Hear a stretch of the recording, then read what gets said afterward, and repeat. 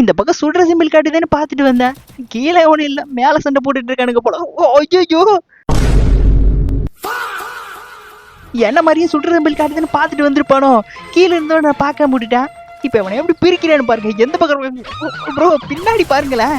முன்னாடியே பார்த்தேன் இப்படி, நான் பின்னாடி வந்து கொஞ்ச நேரம் ஆயிடுச்சு. எப்படியோ அவனை அடிச்சுட்டேன். இப்பயும் பாருங்க, உங்களுக்கு நான் காட்டுறேன் பாருங்க. இங்கே பாருங்க, குளோவாலுக்கு எடுக்கா மேலே தான் இருக்காங்க, கீழே வரமாட்டாங்க. பெரிய துறை மேலே இருந்து சண்டை போடுவாங்க. கீழே வந்தீங்க உங்க மொத்தக்கு எனக்கு தான் போய் இது வேண்டாது. ஃபர்ஸ்ட் அடிக்கிறானுங்கன்னு இல்லையோ, இந்த கருமத்தை விட்டுறானுங்க. ஃபுல்லு எழுத்தையும் குறைச்சி சை போய்த்தல. முதல்ல இதை பொழக்கணும். இதை பொழந்துட்டு நமக்கு எழுத்து ஒரு நின்றுடும். இப்போ என்ன பண்ணுறது? குளோவால் உடச்சிட்டு போகலாமா?